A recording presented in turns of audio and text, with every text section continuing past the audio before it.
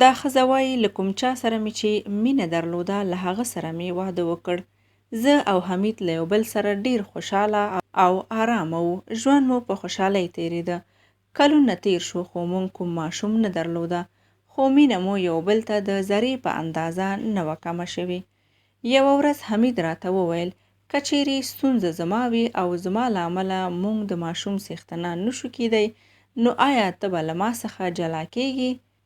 ورته مې وویل زه ستا شتون او مینه د دنیا په هیڅ یو نعمت هم نه بدلوم. موسکی شو، خوشحالي یې په سترګو کې له ورایه ښکارېده. بیا ما ورته وویل خو که ستونزه زما وي نو آیا ته به له ما څخه جلا شي؟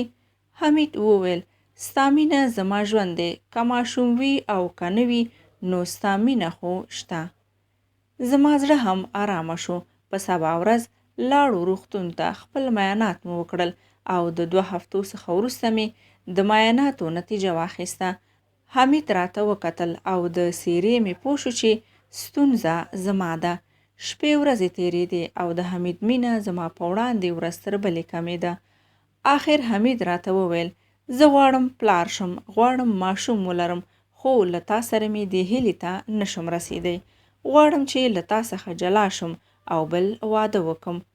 ما هم ورته په خفګان او ژړا کې تېرې وعدې را یادې کړې، خو هیڅ یې ونه ویل او له ما څخه لاړ.